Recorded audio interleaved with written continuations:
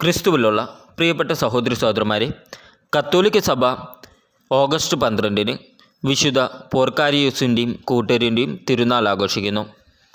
പ്രാചീന ബെനഡിക്റ്റൻ സന്യാസ ആശ്രമങ്ങളിൽ ഒന്നായിരുന്നു ഫ്രാൻസിലെ ലെറിൻസ് ദ്വീപിലെ ആശ്രമം.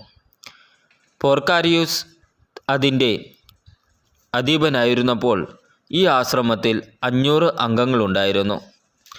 ക്രിസ്തു മതത്തിൻ്റെ ബദ്ധശത്രുക്കളായിരുന്ന മുഹമ്മദിയർ ആശ്രമം ആക്രമിച്ച് പോർക്കാരിയോസിനെയും അവിടെ ഉണ്ടായിരുന്ന സകലരെയും നിർദ്ദയം വധിച്ചു കളഞ്ഞു.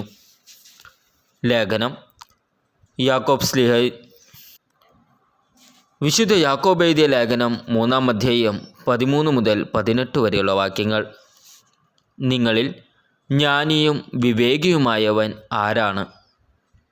അവൻ നല്ല പെരുമാറ്റം വഴി വിവേകജന്യമായ വിനയത്തോടെ തൻ്റെ പ്രവർത്തികളെ മറ്റുള്ളവർക്ക് കാണിച്ചു കൊടുക്കട്ടെ.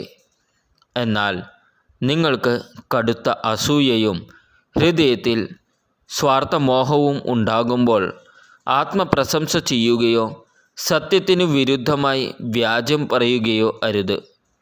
ഈ ജ്ഞാനം ഉന്നതത്തിനുള്ളതല്ല, മറിച്ച് ഭൗമികവും സ്വാർത്ഥപരവും പൈശാചികവുമാണ്.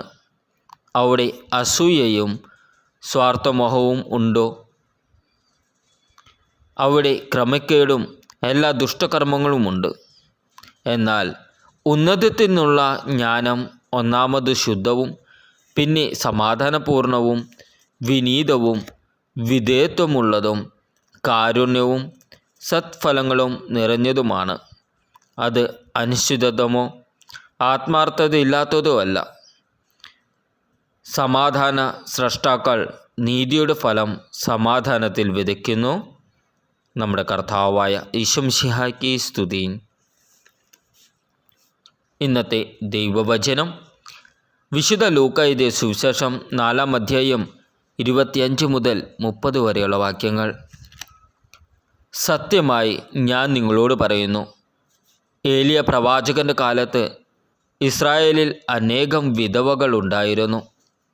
അന്ന് 3 വർഷവും 6 മാസവും ആകാശം അടയ്ക്കപ്പെടുകയും ഭൂമിയിലെങ്ങും രൂക്ഷമായ ക്ഷാമമുണ്ടാവുകയും ചെയ്തു.